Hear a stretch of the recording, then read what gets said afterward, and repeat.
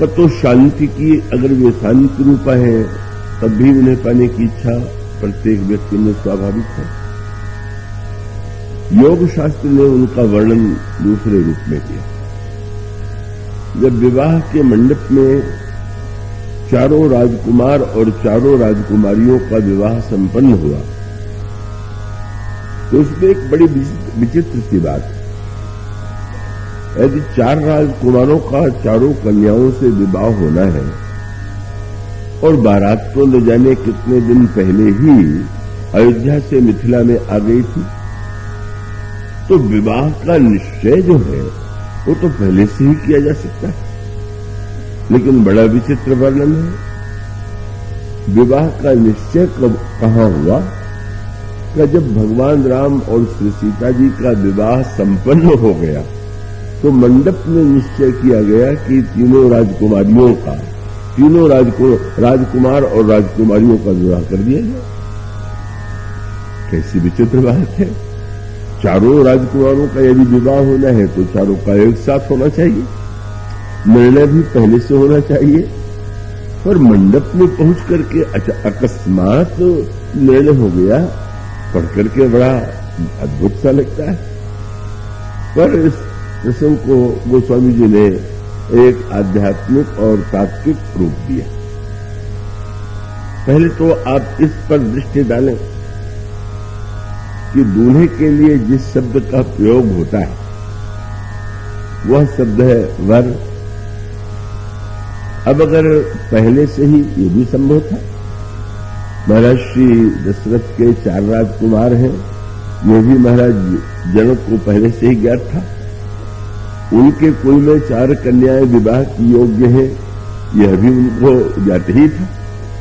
तो पत्र के द्वारा भी प्रार्थना कर सकते थे, आग्रह कर सकते थे। किंतु उसका एक सांकेतिक अर्थ ये है कि इस विवाह के पहले ही यदि बारात चलती तो अब उसको तो यूं ही कहेंगे कि 4 वर जो है वो घोड़े पर दूल्हे के रूप में जा रहे हैं। तब सांसारिक रूप में तो कई वर हो सकते हैं, पर गोस्वामी जी का अभिप्राय है कि वर तो भाई एक ही होगा। जिसको सही अर्थों में वर कह सके वह अनेक नहीं हो सकता। तो बस गोस्वामी जी का संकेत है कि सांसारिक अर्थों में भले ही अनेक वर हो, पर जो सर्वश्रेष्ठ वर है, जो एक मेरा द्वितीयम है, वह तो ईश्वर है, ब्रह्म है। और इसलिए गोस्वामी जी वर के रूप में जब अश्व पर आसीन होकर के महाराज श्री जनक के द्वार पर वे गए तो उन्होंने कहा कि राम श्री वर है, भगवान राम वर है और अश्व पर आसीन होकर के जा रहे हैं। पर इसके पीछे और भी अंतरंग तात्पर्य है।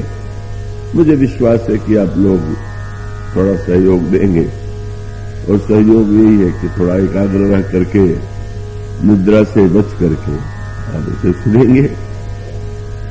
क्या गोस्वामी जी जब विवाह के मंडप का वर्णन करते हैं तो उसको एक विलक्षण रूप देते हैं। तो विवाह तो बड़ा ही हास्य का, विनोद का, रस का प्रसंग है, और गोस्वामी जी ने इसमें भी कोई संकोच नहीं किया। वे कहते भी हैं कि निवास हास विलास रस बस जन्म को फल सबल। तो उस समय सारे मिथिला में हंसी का वातावरण है, विनोद का वातावरण है।